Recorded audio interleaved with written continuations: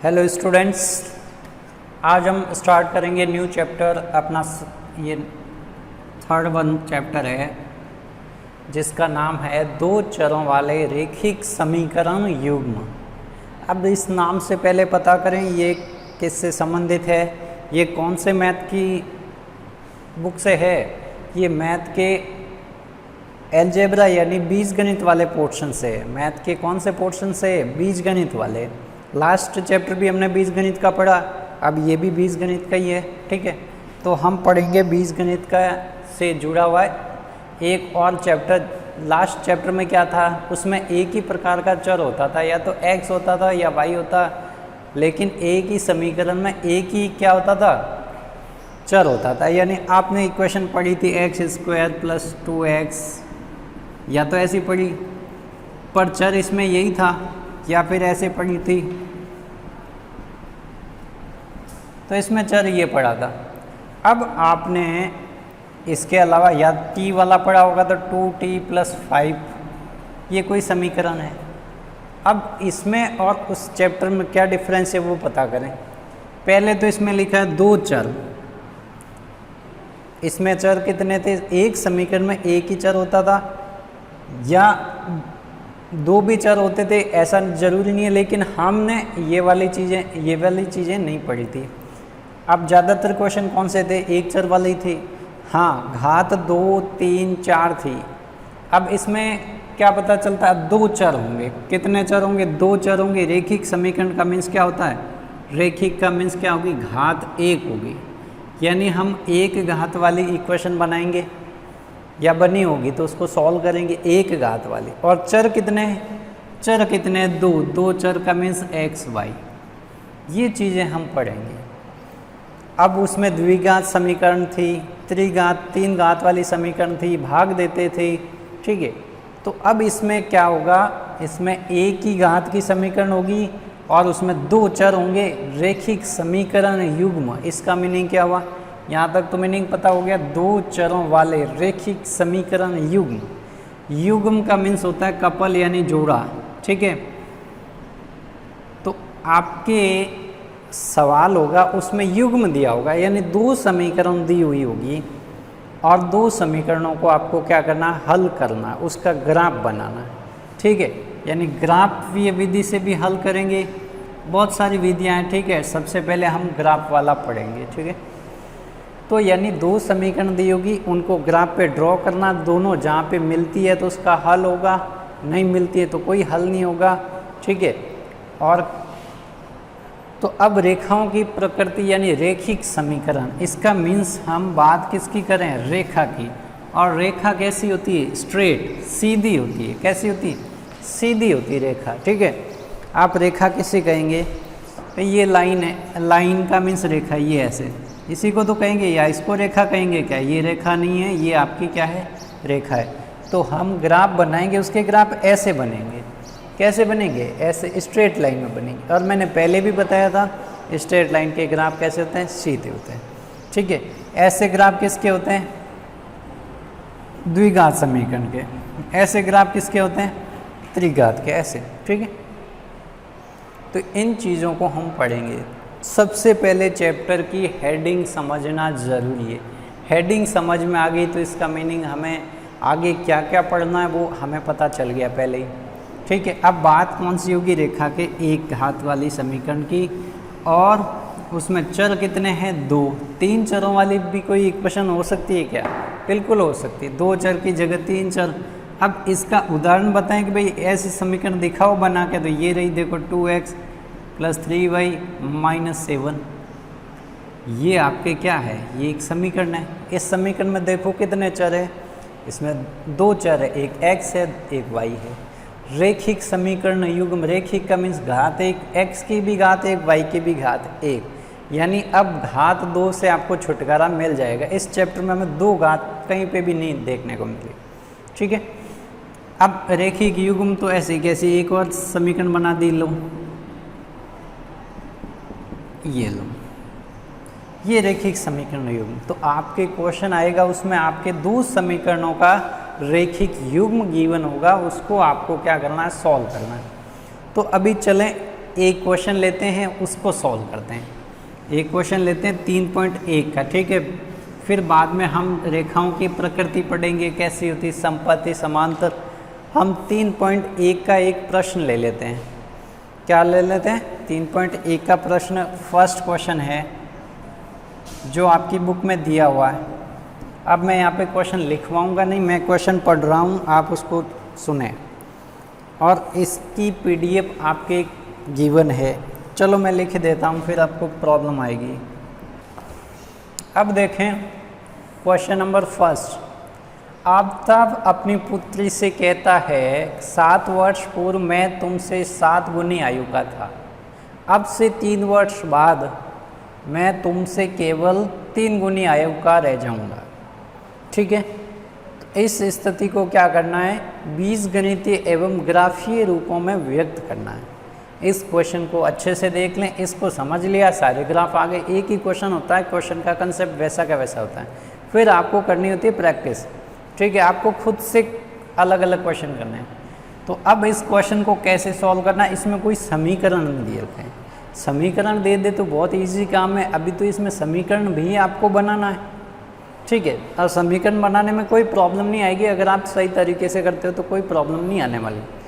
तो अब देखते हैं, अब क्या करें? अभी हम वर्तमान में जाएं।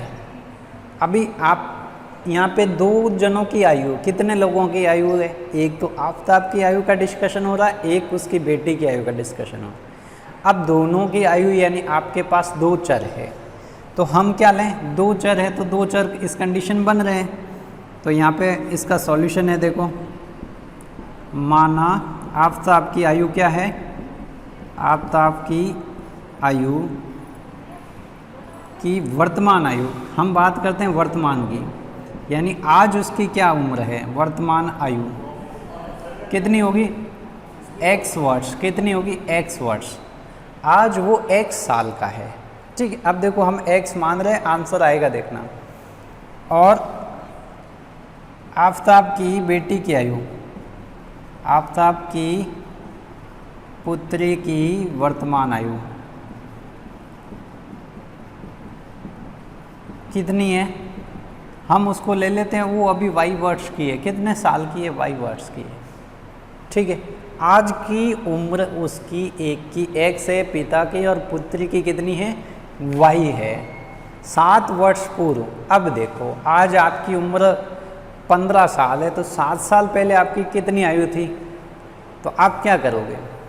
ये अगर आपसे पूछे आज आपकी 15 है, तो आज से 7 साल पहले आपकी उम्र क्या थी? तो आप क्या करोगे? आप 15 में से 7 को माइनस करोगे।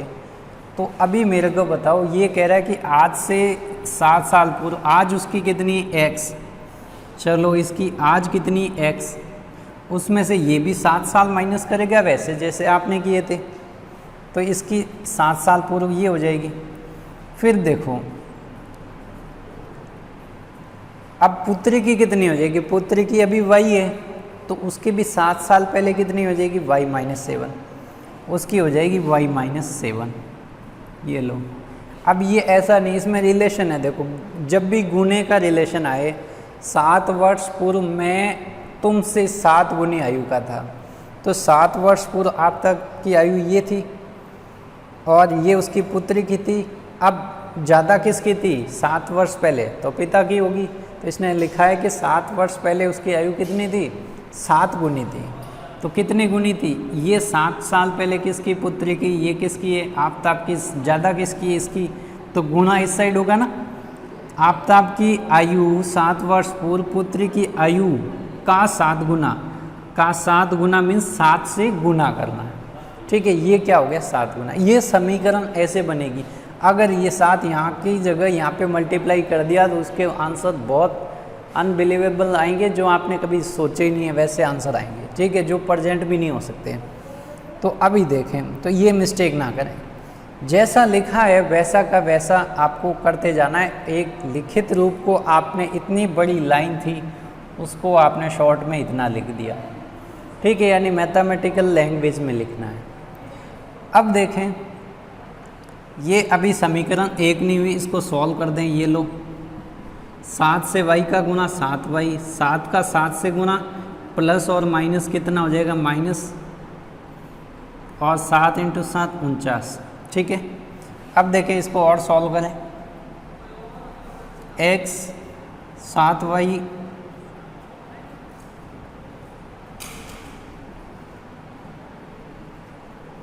ये 7 उस साइड जाएगा तो प्लस का 7 होगा कि नहीं होगा, x = 7y, ये माइनस का 42 होगा कि नहीं होगा। 49 में से 7 गए, प्लस का 7 है तो वो कैंसिल हो जाएगा इसके -7 से। तो ये कितना हो गया, x = 7y - 12। ठीक है, ये इसको हम दे दे समीकरण 1। अब इक्वेशन पूरा नहीं हुआ, हमें क्या करना है, इस स्थिति में बीजगणितीय एवं ग्राफीय रूपों में व्यक्त करना। बीजगणितीय रूपों में तो हो रहा है, ग्राफ में हम इसके बाद करेंगे। अब ये क्या कह रहा है, अब से 3 वर्ष बाद, अभी आपकी उम्र 1 साल है, 3 साल बाद कितनी हो जाएगी, आपकी उम्र 15 साल है, 3 साल बाद कितनी हो जाएगी, तो आप 15 + 3 करके आंसर क्या दोगे, 18। तो 3 साल बाद क्या होगा, ये आपकी आयु 3 साल बढ़ जाएगी। आपकी जितनी है वो कितनी बढ़ जाएगी, 3 से बढ़ जाएगी। माइनस क्यों करेंगे, प्लस ही करेंगे ना, बढ़ेगी तो प्लस करेंगे। और फिर क्या होगा, 3 साल बाद मैं तुमसे केवल 3 गुनी आयु का रह जाऊँगा। कितने गुनी आयु का रह जाएगा, 3 गुनी। तो अब देखो इसकी भी तो आज y साल उम्र है, 3 साल बाद y में कितनी, 3 और प्लस हो जाएगी। तो ये आपके पुत्र की आयु भी 3 साल बढ़ जाएगी। ठीक है, अब संबंध क्या दे रखा है इन दोनों में, ये तो 3 साल बाद की कंडीशन है वर्तमान से। अब इन दोनों के बीच में बराबर तो हो नहीं सकती ना, तो ये क्या संबंध है, ये कह रहे हैं कि पहले जो 7 गुनी थी अब वो धीरे धीरे कितनी हो जाएगी, 3 गुनी हो जाएगी। तो किसकी 3 गुनी हो जाएगी, तो आपकी उम्र है जो उसकी पुत्री की 3 गुनी हो जाएगी, जो अभी 7 गुनी थी। ठीक है, इन दोनों के बीच में 10 सालों का अंतर आ गया तो उम्र में थोड़ा कम आएगा। बराबर कभी हो नहीं सकती। ठीक है, 3 गुना हो सकती है, 2 गुना हो सकती है, 1 गुना हो सकती है क्या, 1 गुना कभी नहीं होगी। 1 गुना का मीन्स होता है बराबर, तो 2 गुना हो सकती है, तो ज़्यादा से ज़्यादा अब बराबर नहीं हो सकती। ठीक है, अब उसको सॉल्व करें सॉल्व। ये रहा x + 3, 3 का y से गुना 3y, 3 गुना 3 कितना हो गया, 9। क्या कोई दिक्कत है, कोई दिक्कत नहीं है। अब क्या करें, ये लो 9 उधर था, माइनस से यहाँ से चला, 3 उधर सामने गया, क्या हो गया, पक्षांतरण करने पे। ठीक है,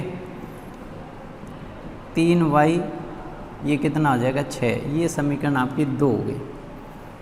ठीक है, ये आपकी क्या होगी, समीकरण 2। इस समीकरण को आप ऐसा भी लिख सकते हो, 7y इधर आ जाएगा बराबर के, ठीक है, = 42 माइनस का 42। ये ऐसे भी लिख सकते हो। ठीक है, अपने काम इसी से लेना ग्राफ में। इसको आप ऐसे भी लिख सकते हो, ऐसे भी लिख सकते हो। ये 42 अभी भी सामने है तो माइनस का 42, इसको इधर लेके आओगे तो ये माइनस का हो जाए। तो इसी प्रकार इसको भी लिख सकते हो, x - 3y = 6। ये समीकरण 2 हो सकती है, या तो इसको ऐसे लिखो या ऐसे लिखो, कोई प्रॉब्लम नहीं है। ठीक है, अब देखें, क्योंकि इनका पक्षांतरण हो गया तो इनके चिन्ह चेंज हो गए, वापस उसको सामने भेजेंगे तो ये वापस वैसा का वैसा बन जाएगा।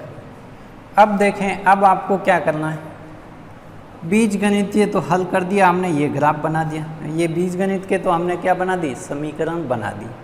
अब इसको ग्राफ की फॉर्म में आपको क्या करना है, ग्राफ बनाना है।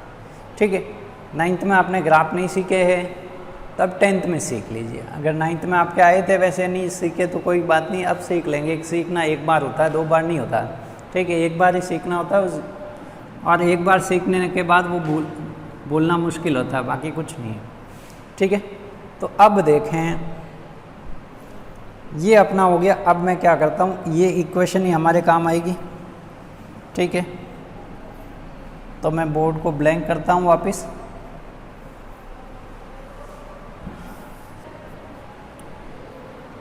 अब देखिए, अब आपको क्या करना है, ग्राफ बनाना है। ठीक है, तो ग्राफ बनाते टाइम आपको क्या करना है, सबसे पहले आपको क्या करना है, टेबल बनानी होगी। ठीक है, तो इनका पक्षांतरण कर लें वापस, तो -7y सामने चला जाएगा, ये प्लस का 7y हो जाएगा, 7y - 42। इसको भी ऐसे कैसे कर सकते हो आप, सामने भेजोगे ये 3y हो जाएगा प्लस का 6। ये समीकरण आपकी 1 थी, ये समीकरण आपकी 2 थी। अब क्या करना है, अब देखें वैल्यू रखते जानी है और आपको वैल्यू मिलती जाएगी। यहाँ टेबल बना दें, यहाँ x लिखें, यहाँ y लिखें। अब आपको क्या करना है, यहाँ पे y के मान रखते जाने, x के मान मिलते जाएंगे। y का मान अभी मैं क्या रखूँ, तो y का मान अभी देखो मैं रख रहा हूँ, अब मैं मान लो y का मान 1 रखता हूँ। कितना रखता हूँ, 1 रखता हूँ। तो 7 × 1, फॉर सपोज मैंने यहाँ पे 1 रखा, तो ये 7 और 1 का गुणा कितना हो जाएगा, 7 होगा, फिर -42। तो ये आंसर बहुत बड़ा आएगा। यानी अपने को ग्राफ बनाना है तो ग्राफ में हम क्या करेंगे, या तो -5 तक ले सकते हैं, +5 तक ले सकते हैं, उतना उससे बड़ा ग्राफ थोड़ी लेंगे। 8, 10 तक ले सकते हैं, उससे बड़ा ग्राफ हम नहीं लेते हैं। तो हम ऐसे ही नंबर लें जिससे हमारा आंसर क्या आ जाए भाई, -10 और +10 के बीच में आए, ये रेंज रहनी चाहिए।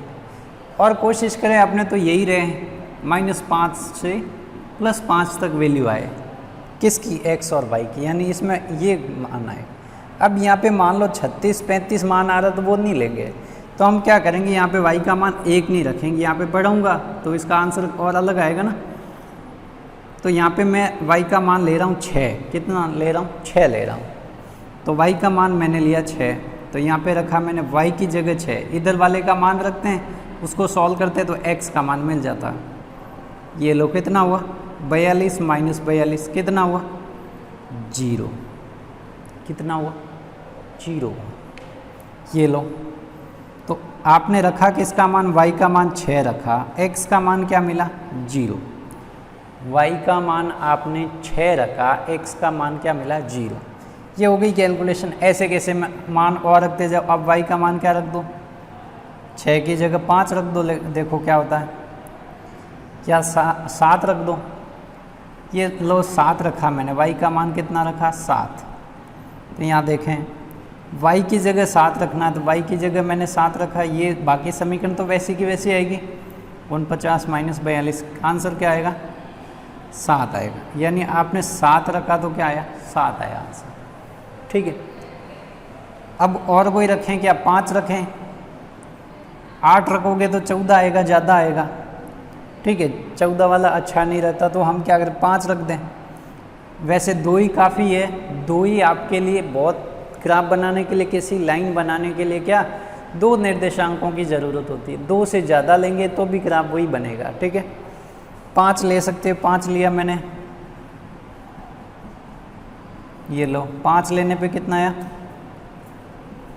तो कितना आ जाएगा, -7 आ जाएगा। कितना आ जाएगा, -7। y का मान कितना लिया, x का मान कितना लिया, सॉरी y का लिया मैंने 5, y का 5 लिया। तो y का जो लिया वो y के सामने रखना, x का रिजल्ट आया। ये रिजल्ट किसका आ रहा, तो यहाँ पे लिखा हुआ x, तो x का रिजल्ट इसको सॉल्व करने पर आ रहा, तो x का मान कितना आ रहा है, -7। तो ये देखें ग्राफ बन गया, टेबल बनी आपके।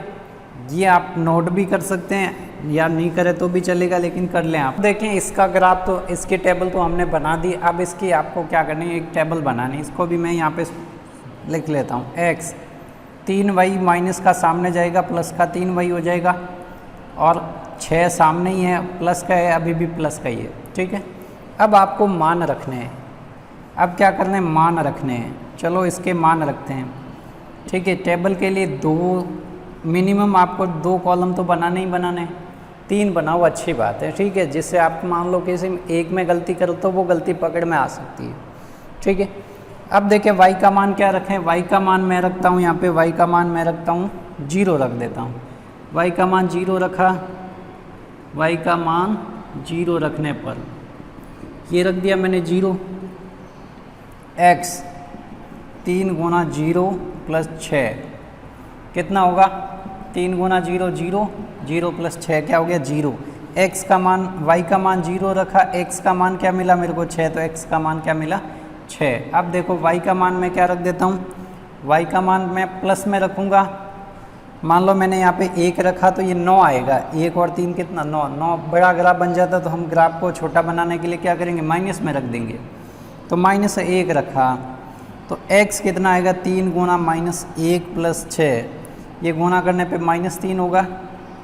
तो x का मान कितना आया, 6 - 3 कितना होगा, 3। तो x का मान 3 आया, क्या रखने पे, -1 रखने पे। अब रख दें -2 रख दें, y का मान कितना रखें, -2। तो 3 गुना -2 + 6, ये -6 हो जाएगा, ये +6, 6 - 6 क्या हो जाएगा, 0। x का मान क्या मिला, 0, कितना रखने पे, y का मान 2 रखने पर। ठीक है, ऐसे। तो अब ये आपकी बन गई टेबल। अब हम सीखते हैं ग्राफ बनाना। ठीक है, ग्राफ आपने पहले भी सीख रखे हैं, ऐसा नहीं कि ग्राफ आप पहली बार सीख रहे हो फिर भी नहीं समझ में आया अब तक, तो आज समझ लें। आज आपके पास अंतिम मौका है। ठीक है, अंतिम मौका इसीलिए क्योंकि इसके बाद अगर आपने मैथ्स नहीं ली तो आपके ग्राफ आएंगे ही नहीं कभी। ठीक है, और ग्राफ से क्या होता है, एनालिसिस हो जाता है, विजुअल एनालिसिस, जिसको हम देख के पता कर सकते हैं। ठीक है, मैच देखते समय टाइम आपके ग्राफ बन के आते ही, फर्स्ट आवर का ये स्कोर था, ऐसे ग्राफ बनाते हैं। वैसे कि वैसे हमारे यहाँ अधिकतम मान कितना, -7 + 7, तो आपको -7 + 7 अधिकतम लेना है। ये 0, यहाँ पे x अक्ष ले लेते हैं, यहाँ पे y अक्ष ले लेते हैं, ये x डैश, ये क्या हो गया, y डैश।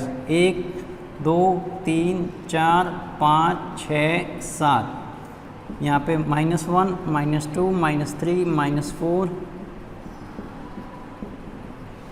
यहाँ पे क्या आते हैं, 1 2 3 4 5 6 7। ये अपने मन से नहीं ले सकते, ऐसे ही लेने हैं। ठीक है, ऐसे नहीं कि आपकी इच्छा होगी इधर प्लस के ले लें, इधर माइनस के ले लें, ऐसा नहीं होता, फिक्स रूल होता है इसका। ठीक है, तो आपको ये ऐसे करके ग्राफ बनाना है। आप ग्राफ पेपर में ही बनाएं, उसका पैमाना ज़रूर लिखें। पैमाना कैसे लिखते हैं वो भी मैं बता दूंगा अभी। ठीक है, वैसे आता होगा आपको कि 1 सेंटीमीटर में आपने कितने इकाई लिया है, यहाँ पे 1 सेंटीमीटर इक्वल टू 1 इकाई ले रहे हो ना, 1 कॉलम ले रहे हो, तो 1 सेंटीमीटर इक्वल टू 1 यूनिट, यानी 1 सेंटीमीटर बराबर 1 यूनिट होता है। ठीक है, अब इसका ग्राफ बनाएं। ग्राफ में पहले कौन होता है, x होता है, फिर उसके बाद ऐसे लिखा जाता है। क्या ऐसे लिख सकते हैं हम, ऐसे नहीं लिख सकते, ऐसे ही लिखना है आपको। अब चलो, x का 0 y का 6, x 0 कहाँ पे होता है, x 0 होता है आपके y अक्ष पे, तो y अक्ष पे 6 है, वहाँ पे बना दो, ये लो, x का 0 y का 6, x का 7 y का भी 7, तो x का 7 पे चले जाओ, फिर y के 7 के लिए ऊपर जाना पड़ेगा, तो ये y का 7 ये रहा, ये यहीं पे है ना, x का भी 7 y का भी 7। अब ये फिल कर दिया। अब x का -7 y का 5, x का -7 ये रहा, y के 5 प्लस के ऊपर जाना है, कहाँ तक, 5 तक, ये लो, x का -7 पहले x का लिखते हैं, फिर किसका लिखते हैं, y की वैल्यू। ठीक है, और कॉलम ऐसा ही बनाना, इस ब्रैकेट ऐसा ही बनाना है। ये देखो आपकी स्ट्रेट लाइन बनी, इस स्ट्रेट लाइन का समीकरण, ये किसकी स्ट्रेट लाइन है, तो ये किसका सॉल्यूशन था, इसका, तो x - 7y = -42, ऐसे लिख दें। अब ये समीकरण आ गई, इस समीकरण का ग्राफीय रूप आ गया। अब क्या करें, अब इसको लिखें, इसका ग्राफ बनाएं। तो x का 6 y का 0, x का 6 y का 0, y 0 कहाँ पे होता है, x अक्ष पे, तो ये पॉइंट कहाँ पे होगा, x अक्ष पे, x अक्ष पे क्या 6 पे होगा, x अक्ष पे 6 पे ही होगा, ये ना ऊपर जाएगा ना नीचे। x का 6 y का 0, ठीक है, y 0 मीन्स ना तो आपको ऊपर जाना ना नीचे जाना, y 0 यहीं पे है ना, ये 0।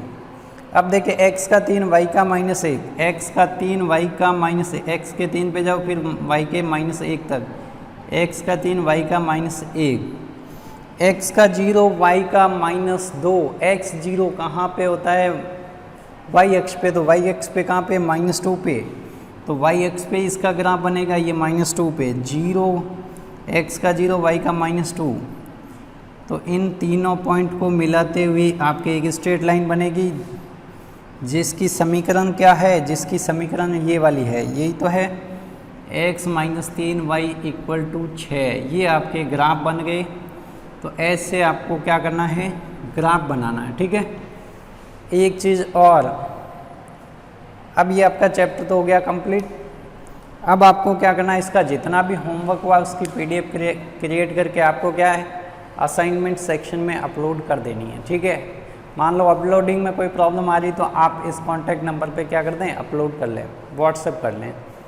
एक चीज़ अब और असाइनमेंट में मैं क्वेश्चन भी देने वाला हूँ। ठीक है, रिटन फॉर्म में, असाइनमेंट में टेस्ट तो दिया ही था टेस्ट सेक्शन में, अब असाइनमेंट सेक्शन में भी आपका टेस्ट आएगा जिसको आपको क्या है क्वेश्चन होंगे उनके सॉल्यूशन करके भेज देने हैं। आपको क्या करना है यार, ठीक है, तो जो भी असाइनमेंट में आए उसको देखते रहें और जल्दी से जल्दी अपलोड करते रहें। ठीक है, जितना काम फटाफट करके भेजोगे उससे आपके क्या होगा, बराबर चलता रहेगा काम, नहीं तो क्या पेंडिंग बन गया तो फिर पेंडिंग ही रहेगा।